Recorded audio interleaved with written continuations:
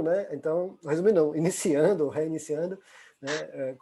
A gente for usar como Colab aqui, precisa fazer todo esse trabalho de instalar uma série de pacotes do Julia, que demora um pouco, né? Gasta aí, sei lá, uns 5 minutos, rodamos isso aqui. Depois que executou isso aqui, a gente dá uma reiniciar o ambiente de execução, e depois a gente confirma, né? Alterar ambientes de execução, a gente confirma que está realmente em Julia. Confirmado, aparentemente deve estar ok. Esse comando aqui, por exemplo, ele checa qual é a versão, comando específico de Julia. Isso aqui em Python, R, nenhum dos dois tem. Então, vamos ver se vai dar certo. E aí eu vou fazendo meio que um paralelo com, sei lá, com R e Python, se fizer sentido. Se não, pronto. Então, aparentemente está funcionando. Então, qualquer célula dessa que a gente digitar agora, ele está na expectativa que seja Julia, né? Então, o primeiro programa de todo programador é o velho e bom. E fui botando esses comentários aqui de diferenças, principalmente comparando com Python, né? O primeiro programa é todo programador, o velho print, o print é a mesma coisa, em Python, R, Julia, tanto faz. Operações, né, declaração de variável, operação aritmética, é exatamente igual a Python, é muito parecido com R, né? A única coisa que R muda, R é aquele símbolo de atribuição, ele é assim, né? Apesar que em R também funciona o símbolo de atribuição de igual, né? Mas esse símbolo de atribuição do R é bem interessante, porque muita gente confunde, né? Tá aqui o Borba não mais, né? Mas matemáticos olham para essas coisas aqui, né? Tipo, coisa do tipo S é igual a S mais 1, né? Fala, que diabo, né? É bem difícil no início. Você acha bem estranho, né? Agora, isso aqui, quando você lê, não, S recebe a soma de S mais 1, né? E até para programação é estranho, que em algum momento a gente quer fazer isso aqui como comparação, né? A gente quer perguntar, né? Voltar aqui para a atribuição, a gente quer perguntar se S é igual a S mais 1, né? Isso aqui na forma de uma pergunta, a gente usa, em muitas linguagens usa o mesmo símbolo, né? Que fica estranho. Em outras linguagens a gente muda o símbolo, vira igual, né? Então, para mim, inclusive, o R é o cara mais, aspas, correto da história, né? Olha só, você pode, por favor, na hora que for editar o vídeo, você pode fazer um corte só desse pedacinho aqui, muito obrigado. Né? E aí, você fala o contrário, né? Você começou com o símbolo de atribuição errado, como de igualdade, aí na hora que você vai fazer a comparação, perguntar se é igual, aí tem linguagem falando, não, bota o igual, né? Aí começa um enrosco. Mas, vida que segue. Então, para o ponto aqui do Júlio, essa questão de, né, tipo de variável é implícito, tal qual em Python, né, ele deduz qual é a variável que você quer usar, né, o símbolo de atribuição é igual, tal qual o Python, né, um pouco diferente do R, o R muda o símbolo, né, apesar do R também funcionar com igual, mas no geral isso aqui é trivial. Aí, declaração de função, né, então, ó, declaração, aí sei lá, talvez até Thaís me desse feedback, faz sentido eu ficar indo e voltando, R, Python, eu misturar. A gente vai virar um negócio meio de português, espanhol, italiano, se no final não sair de língua nenhuma, eu me concentro no, sei lá, no Esperanto. no Esperanto ali, né? Mas, por exemplo, uma declaração de uma função em Python é alguma coisa do tipo def, né, o nome da função, que é chamada de somar, por exemplo, os parâmetros de entrada, então eu quero somar um x com y, e qualquer linguagem de programação, você vai ter o trabalho de delimitar o que é o início e o fim de um bloco, né? Ou seja, o que está dentro de um if, o que está dentro de uma função, o que está dentro de um laço, você delimita um bloco. Em muitas linguagens, tipo o R da vida, abre e fecha chaves, né? Deixa eu até fazer o do R aqui também. Né? O do R, só botar aqui 100% R. Então, definir a função do R eu crio uma somar, que ele é uma function de x com y, e aí eu abro, fecho chaves para delimitar o escopo onde é que vai estar as coisas da função aqui, né? Então, as coisas da função aqui seriam uma coisa do tipo, sei lá, um S da vida qualquer recebe x mais y e do return desse S. Em Python seria alguma coisa assim, e cai nessa questão, né? Como é que eu delimito qual é o início e o fim? O Python, normalmente, ele cria o delimitador de início e o fim fica meio subentendido. Então, o início é esses 2 pontos, né? E aí faço, sei lá, um S é igual a x mais y, S recebe x mais y, e dou o return de S, e eu não preciso fechar nada efetivamente, né? Como é que ele subentende onde é que acaba? Por esse alinhamento aqui, ó. Ele pega os alinhamentos, isso aqui tem que estar alinhado para a direita, né? Então, aqui foi... Opa, já explodiu... Devo estar errando alguma sintaxe aqui do R. Você lembra de cabeça o que eu estou errando aqui, João?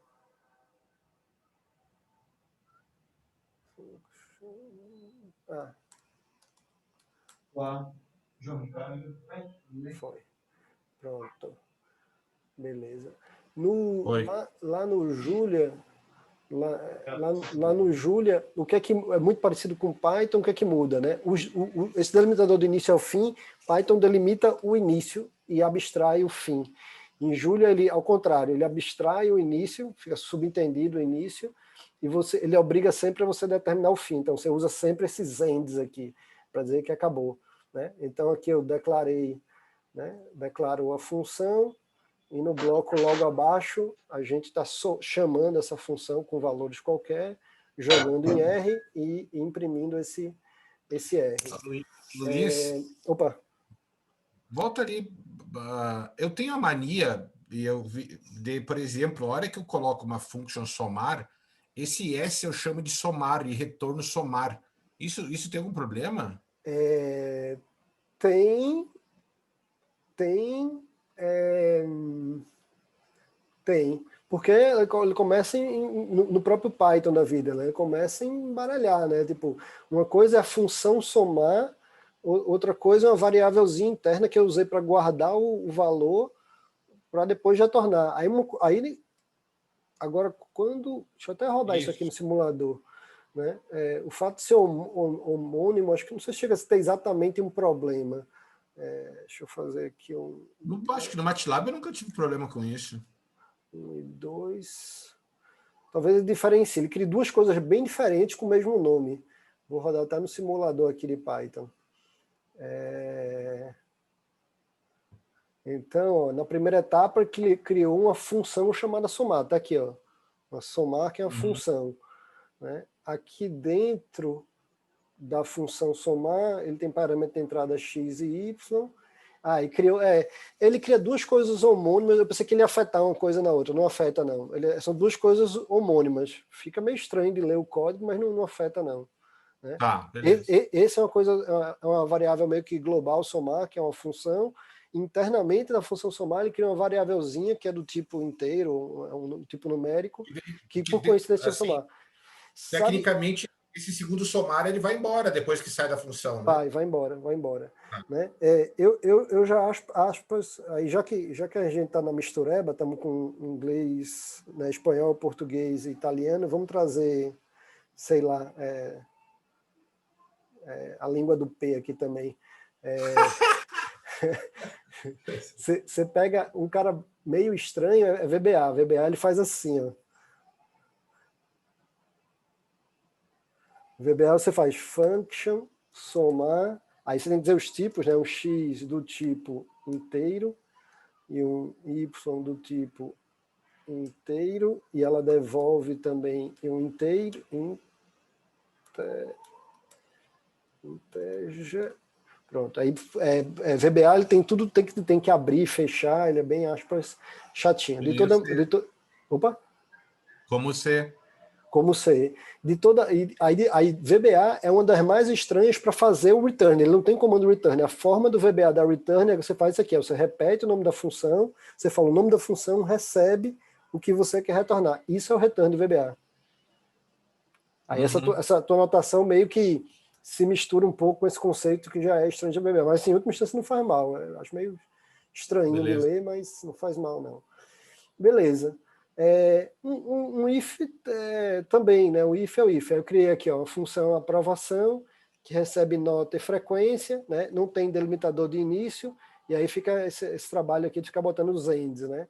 Então, parecido com com Python, né? Você faz if, aí no Python o E, né, é um end, seria uma coisa assim. Em R eu nem lembro, acho que R é end também, né, João? Não lembro. No R você tem aquelas chaves, né? Não precisa do. Mas eu digo o end, o E. Entendi. Ah, um e o outro, né? Quando você está É, fazendo duas coisas. Isso. É aquele E. comercial. Como é que. Comercial. Um só ou dois? Ah, já não lembro, mas acho que é um só. Um só, né? Pronto. Essas diferencinhas. Já. Então, em Python, isso aqui seria um end mesmo. Em R, acho que é um ou dois, não lembro. Aqui é dois, que é parecido, sei lá, acho que C, se não me engano, é assim. C, Java, se não me engano, é assim. Aí o if, tá vendo? Não tem nada que delimite o início, né? Aí eu, né, guardei aqui na variável do cara aprovado, caso contrário, a variável é aprovado. Esse end aqui fecha o if, né? E esse outro end aqui fecha a função, e aqui eu estou chamando a função, tá? Muito parecido. Vetores e laços também muito parecido com Python, tá vendo? Criei de novo aqui uma função, não tem início da função, o fim da função está fechando aqui. Um vetor, né, ou uma lista, né, meio que sinônimos aí, em Python e em Julia muito parecido. Em R usaria provavelmente aquela função de coleção, né, aquela função Czinho assim, né, para trazer uma lista. Um laço, né, muito parecido com o que seria em Python. Até deixa eu jogar isso aqui lá para o Python. Pode começar fora do 1 ou o vetor começa no 1? O vetor começa em 1. Começa em 1. Tá. Deixa eu até fazer um teste aqui. Boa observação.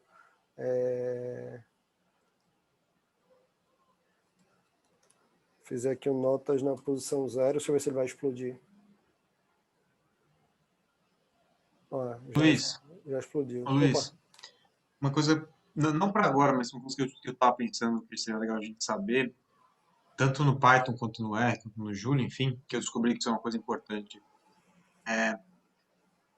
Aliás, nem sempre é uma preocupação, mas, por exemplo, quando você armazena uma matriz, a gente vê a matriz como uma coisa de duas dimensões, mas o software é uma dimensão só. E pode ser que ele armazene linha a linha ou coluna a coluna. Isso, faz E isso diferença. é importante porque na hora que você vai fazer um looping, né, você está olhando, está pulando de uma linha para uma outra linha, se o software armazena as linha a linha, não tem problema. Você não usa aquela memória mais profunda que gasta mais tempo. Mas quando você vai se você for uma coluna e tal, então acho que seria uma boa coisa a gente em algum momento descobrir isso para essas linguagens. Já Porque faço o MATLAB eu sei de onde ele pula, né? Mas os outros eu não sei. O C e o Fortran, a diferença é essa: um lê por linha e outro lê por coluna, só para lembrar. E outra observação do Fortran, Luiz, que eu acho interessante, você começa o vetor onde você quer, sabia? Se você quiser começar no -5, no 10, no menos 30, o Fortran tem essas coisas boas. Ele vai. Vou depois montar um materialzinho separado dessa observação do João, acho que é uma boa. Né? O Borba também observou bem, assim, o Julia, o índice dele, em vez de ser 0, ele começa em 1.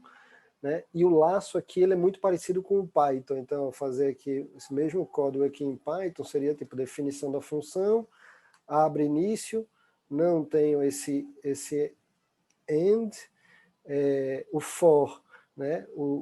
Ele teria o início e não tem esse end, e aqui em Python seria for i in range, né? De 0, né? O índice do Python é 0, até o tamanho, né? E aí em Python vai ser length por extenso, é só len abreviado, né? Mas aí acho que é a mesma coisa.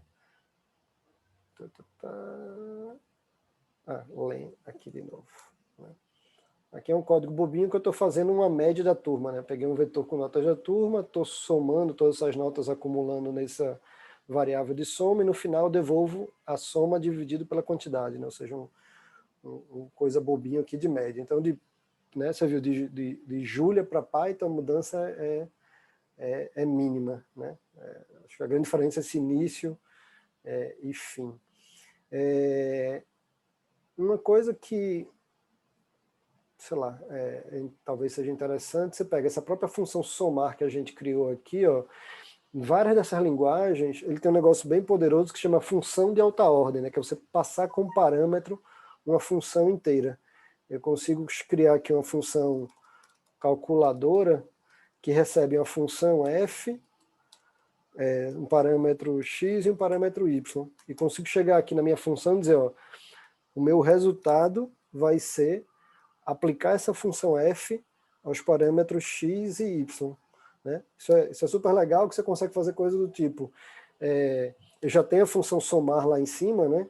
Então eu posso chegar aqui, meu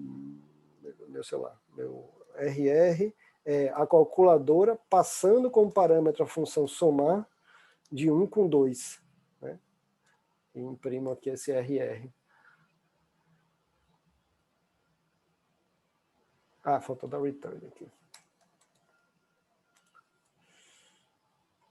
Pronto. Tá? Então eu passo aqui, né, uma função inteira como parâmetro para outra função, essa função, utiliza essa função para aplicar. Mas essa F já era pré-definida, Luiz, eu não entendi.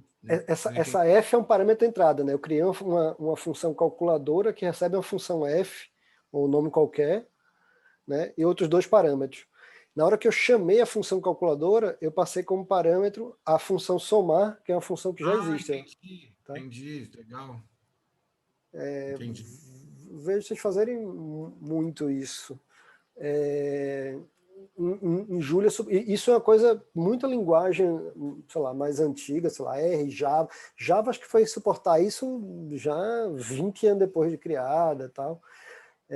Em Julia também suporta normal, é muito parecido, ó, uma função somar, a questão do abre e fecha, mas muito parecido com a gente vê no Python. A função calculadora, que recebe a função f dos parâmetros x e y, né? Ela aplica a função f no x ou y e devolve isso como resultado. E aqui a gente está chamando a função calculadora, passando como parâmetro essa função somar e dois valores constantes ali, que é o 1 e o 2. Beleza. Então, assim, de operação básica, essa questão de, né, laço, if, passagem, é muito parecido com o Python e com o próprio R, muda um detalhe ou outro de sintaxe, né? Onde acho que talvez vai sentir falta essa questão dos pacotes, né? Python e R tem bastante pacote, Julia está evoluindo, já está tendo bastante coisa, e obviamente nos pacotes super importantes é o pacote de trabalhar com importação de dados, né? O equivalente no Python lá do tal do Pandas, né? Você lê um conjunto de dados. Então, ó, eu tenho aqui, por exemplo, nesse endereço, enquanto ele instala aqui, acho que demora um pouquinho, eu vou aqui no Python, né? Então no Python eu consigo fazer uma coisa fácil aqui, ó, import pandas as pd, né?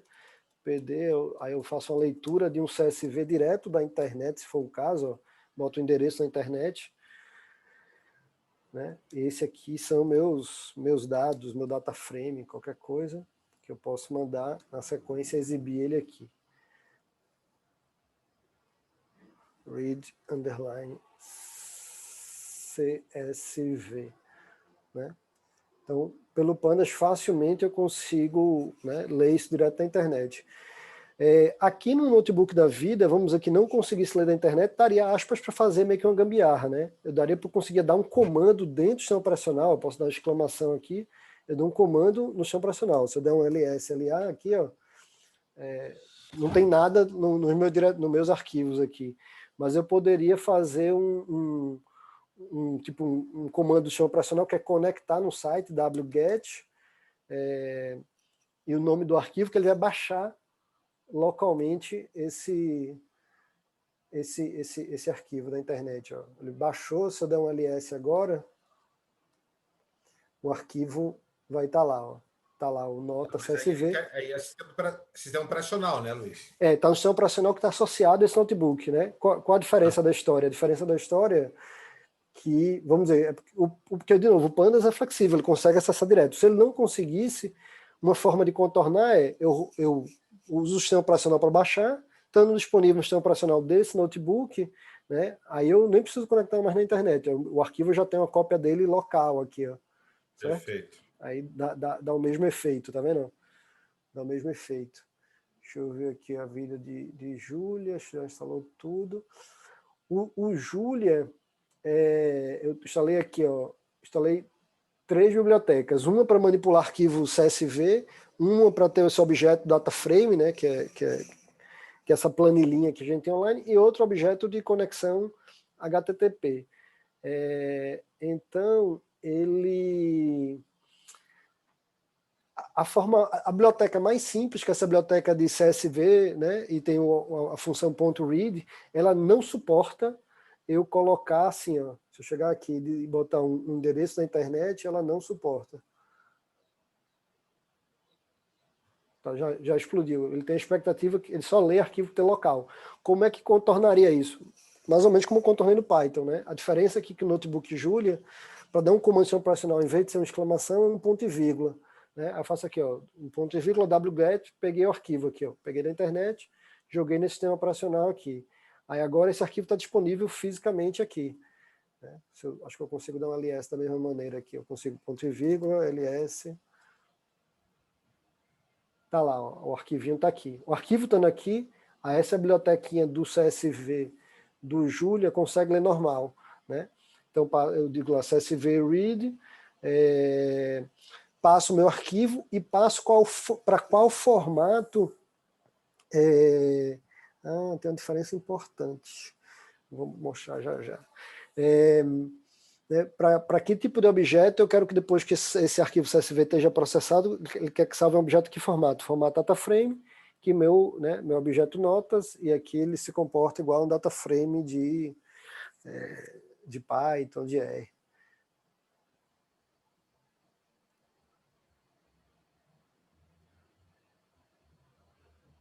Está demorando tanto, mas tudo bem. Uma outra forma... foi. Ele até mostra relativamente bonitinho e tal. Uma outra coisa do Julia, tanto em Python quanto em R, principalmente nesses notebooks, é muito comum a gente jogar a variável solta na última linha, que ele faz o print dela, né? Inclusive, jogar a variável solta, ele gera um print bonitinho. Se você pegar efetivamente um print aqui na última linha, ele vai trazer a mesma informação, só que exibido de forma um pouco diferente, menos bonitinho. Mas é a mesma informação, tá lá, um pouco menos... Essa eu não sabia. Menos bonitinho. No Julia é o contrário.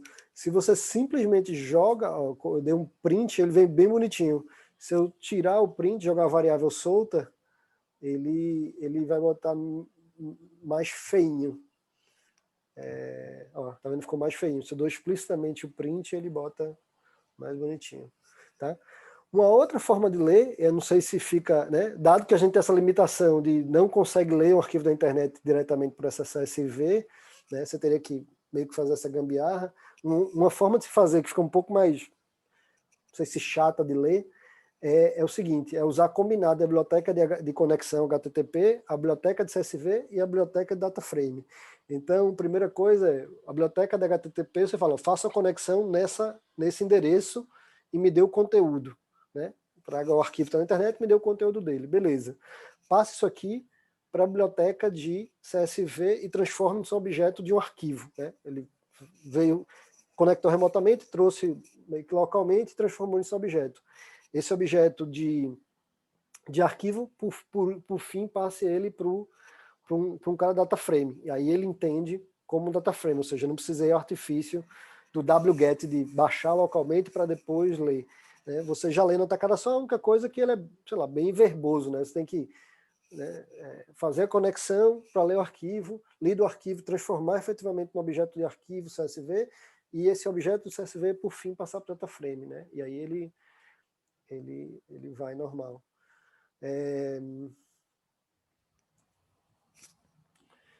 Pronto. Então tá lá. Se eu quisesse botar com print, ele botaria mais bonitinho. Pronto, tá vendo? Mais bonitinho. Aí aquela ideia de você ver as primeiras linhas, né? no Julia, e aí talvez seja a grande diferença de Julia para Python e que ela se aproxime de R, né? O que seria equivalente a um head, né? Aquela função head de cabeça, de ver as primeiras linhas, aqui no Julia esse first. E aí perceba a diferença seguinte, ó. Deixa eu ir lá para o R e para o Python. No Python, eu li meus dados aqui. Se eu quero pegar as linhas da cabeça, o Python ele é orientado a objeto. O que é que significa? Né? A gente trabalha muito mais centrado em objetos do que centrado em funções. Então, ó, eu li esse data frame que eu chamei de dados. Se eu quero fazer alguma operação nele, a partir dele, ó, a partir do meu objeto dados, né? Vou botar aqui dados, eu chamo formalmente um método, né? Ou se você quiser, de maneira mais geral, uma função. Ou seja, a partir do meu objeto, eu faço objeto, ponto, e aí eu chamo uma função, né? Ou formalmente um método. Né? Ó, chamei aqui. Aí ele trouxe os 5 primeiras linhas, né? Eu quisesse lá só a primeira linha, né? Passaria como parâmetro. Enquanto R seria uma coisa do tipo, né? Em R seria vou chamar isso aqui de data, sei lá, recebe um read.csv desse meu caminho de arquivo aqui. Né? Posso dar aqui meu data. Pronto. Né? E aqui em R eu faria alguma coisa. E R, ao contrário de Python, R é bastante funcional, né? Ela é muito centrada nas funções. Então aqui em R eu não faço uma coisa tipo data, né, ponto head. Eu centro minhas operações nas minhas funções. Eu faço, existe uma função head, né, alguma biblioteca no sistema, que aí, como parâmetro da função, eu passo meu objeto, né? Eu passo meu objeto data aqui, né? E posso ter outros parâmetros. Eita, faltou.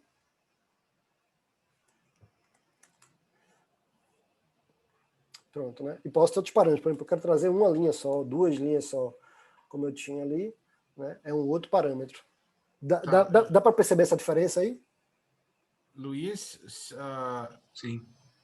o cifrão, vocês nunca, acho que o cifrão não funciona igual ao Python, só por curiosidade? Não, aí a forma de acessar colunas em Python seria dados, tem 2 formas, ponto, né? Eu quero ver essa nota conceito aqui, por exemplo, eu faço notas.conceito, ele me traz aquela coluna. Outra, outra, se você for, fizer outra, no outra, R, outra forma em Python seria isso aqui, ó, você botar colchetes e o nome da coluna, né? Que é interessante, isso aqui pode ser uma variável, né? Eu posso chegar aqui e dizer, ó, o nome da minha coluna é igual a conceito, e isso aqui fica bem flexível, né? Certo? tá. Em Luiz, ali R, no R, tenta colocar o cifrão conceito, ver se funciona. funciona. Então, aí no R, a forma de se acessar é via o cifrão, né? Então Tá, entendi. você faz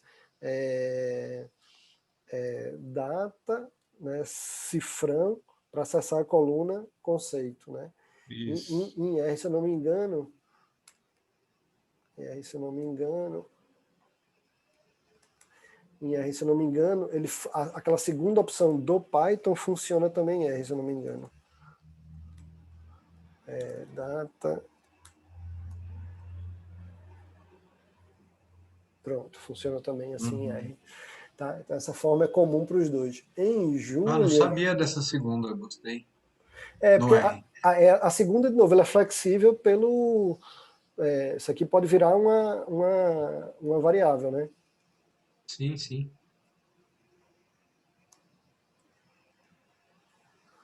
Né?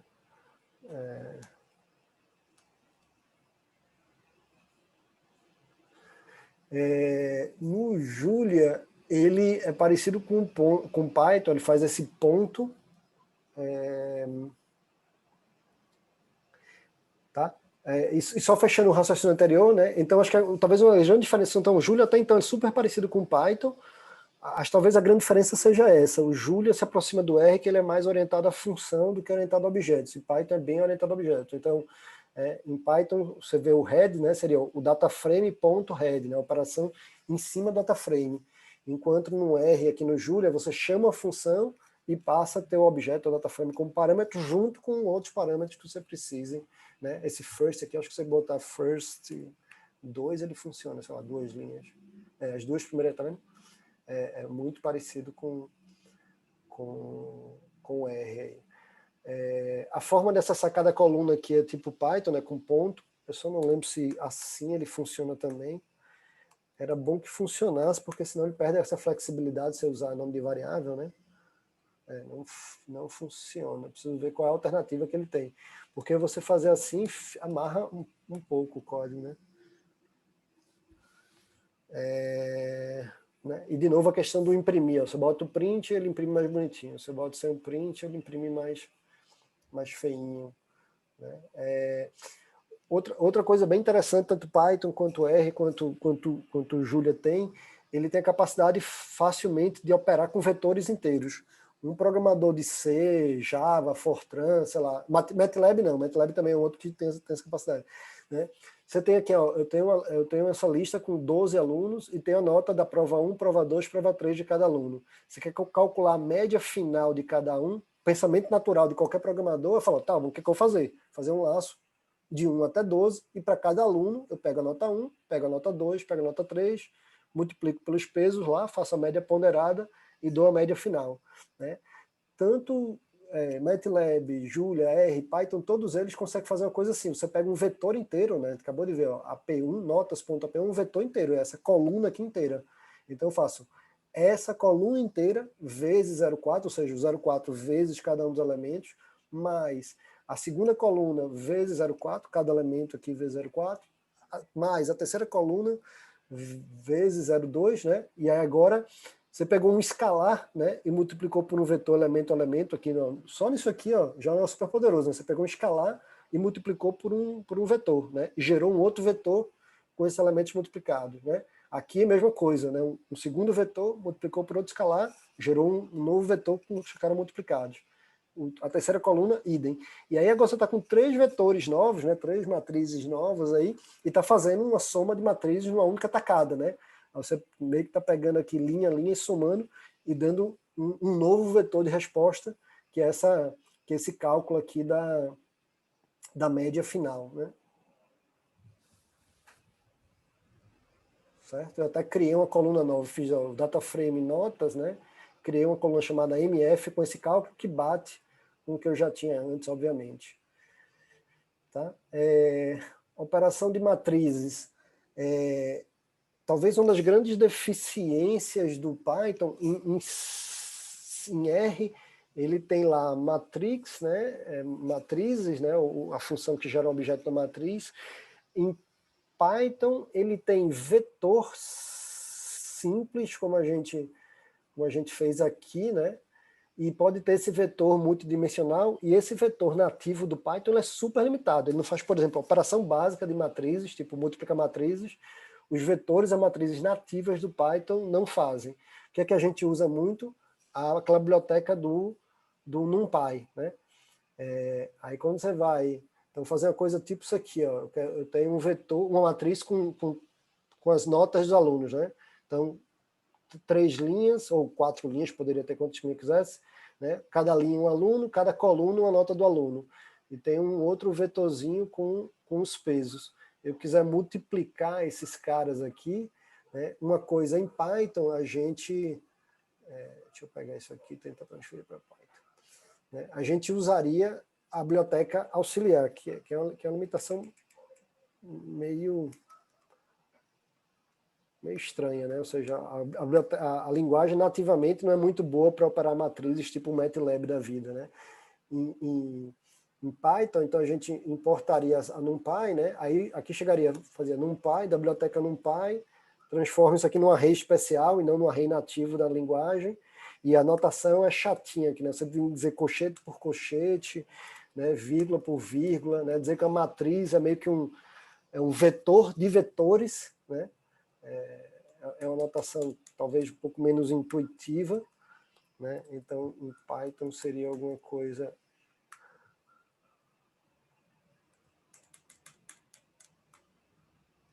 assim, né? É como ele nem tivesse matriz direito, né? Você tem vetor de vetores que funcionam como uma matriz, né?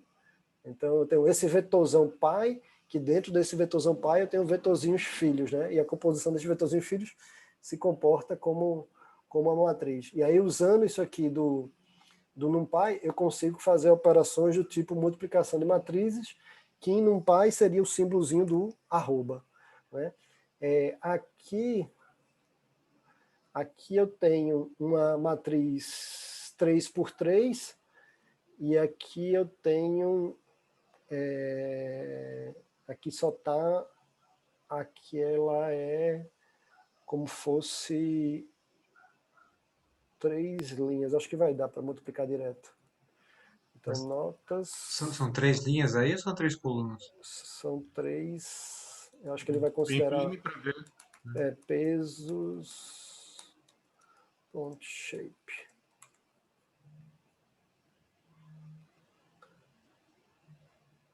Faltou uma virgulinha aqui.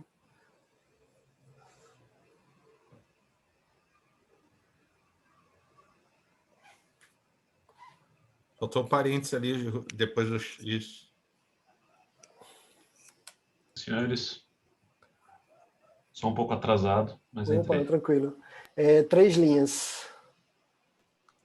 3 linhas. Na verdade, ele é unidimensional aqui, né? Ele nem considera 3 por 1, né? É 3 por nada, ele é unidimensional. Eu acho que ele vai conseguir operar. Pronto, aí operou direto. Se fosse o caso, a gente faria a operação transposto, né? O transposto aqui seria o Tzinho. Mas transposto também funciona. Né? Também funciona, porque por coincidência aqui, né, é 3 notas por 3 colunas.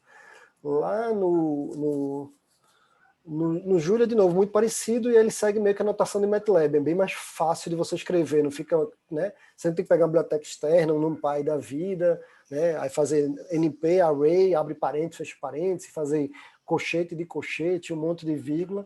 Você meio escreve como é a notação natural da gente escrever no papel, que o próprio MATLAB é assim, é interessante, né? Então aqui está a matriz 3x3, os pesos é também um vetorzinho de 3, não sei se ele está considerando 3 linhas ou 3 colunas. Deixa eu ver se ele tem aqui pesos, ponto.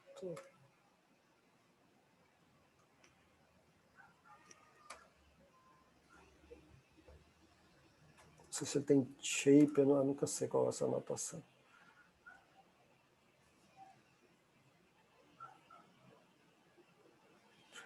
Pronto, aqui no Julia, esse cara está considerando uma linha, 3 colunas aqui, ó, parecido com o MATLAB. Mas se tu botar vírgula, experimenta botar vírgula entre o 04 e 04, só para ver. Eu acho que deve aceitar, porque o MATLAB aceita os dois, né? Deixa eu ver se ele aceita os dois. Aceita os... agora virou. Virou. E se escrever assim também como o MATLAB,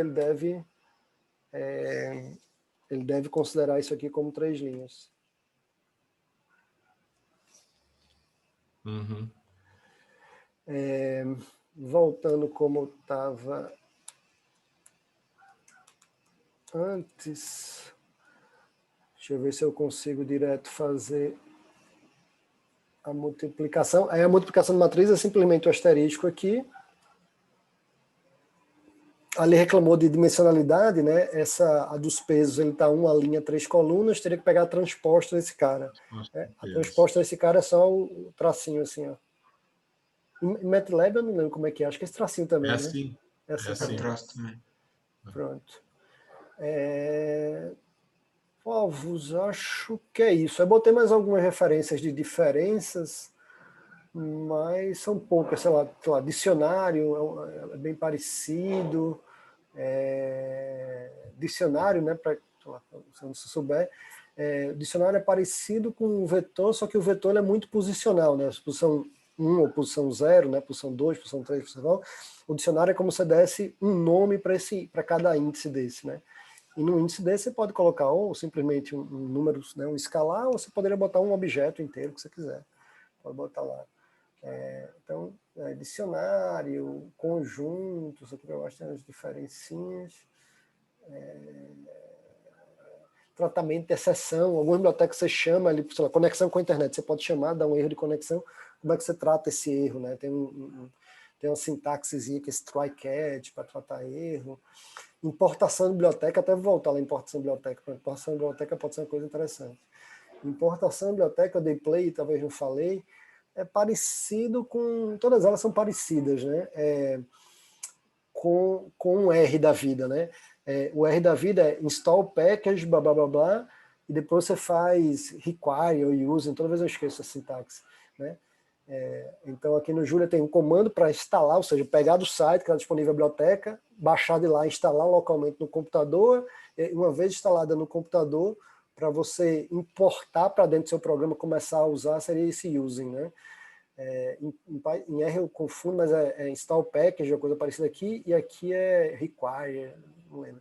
Em Python, ele só tem um import, que é equivalente ao using de lá, né? O instalar no computador do Python, não tem Python diretamente, você tem que dar um comando do sistema operacional, né? Você tem que dizer, ó, sistema operacional, faça um pip, faça um pip install, eu digo sistema, né? Eu dou um comando de sistema operacional, instala aí, tá a instalação operacional, beleza. Instalar uma biblioteca, sei lá, NumPy, como se não tivesse instalado, né? Uma vez estando instalado, aí eu consigo importar para o meu programa, eu consigo usar como eu faço o import aqui, tá? Eu acho que é isso, people. Então, o resumo da ópera é muito parecido a forma de escrever com Python. A talvez grande diferença e se assemelhe com R, essa questão de ser orientada à função, como isso aqui, né? E não orientada a objetos, né? Que aí não dá para dizer que é bom ou ruim, aspas, eu diria que é meio que tanto faz, é só ficar um pouco atento a isso. E uma coisa muito boa que eu achei é essa parte de operação de matrizes, que é muito parecido com MATLAB. Então parece que ele foi pegando coisas boas de cada um, foi juntando aí, e além de ser rápido. Em relação a isso, Luiz, você quer me dizer que então, se o Python não for chamado NumPy, não faz multiplicação de matrizes? Eu entendi isso? Isso, aqui ó, em Python, isso aqui sem NumPy. Olha o que rola. Python não é uma linguagem de cálculo numérico, né? É uma linguagem de uso geral. Pois é, mas uma multiplicação de matriz... Tirei o NumPy da história aqui, certo? Ó, tirei o NumPy da história, virou só um vetor, uma matriz nativa do Python. Ele faz elemento, né? Então, mas não faz multiplicação de matrizes. Algumas operações de vetor e tal ela faz, mas tá aqui. Concordo. Tá aqui agora esses dois caras. Esse próprio símbolo do arroba, acho que já vai dar erro. Ó, já deu erro no símbolo do... o transpose já não tem. Só transpor já ela se lascou. Tem que fazer um for na mão para transpor. O arroba também não funciona. E aí se eu fosse fazer... Aí já não tem multiplicação de matriz. Se eu fosse fazer multiplicação aqui, é a multiplicação elemento a elemento. Que aí não bate porque são dimensões diferentes. É uma outra limitação, né? Então, ou seja, você pega uma linguagem que fala, eu trabalho com matriz, ela não consegue nem transpor, nem multiplicar a matriz, aí fica difícil, né?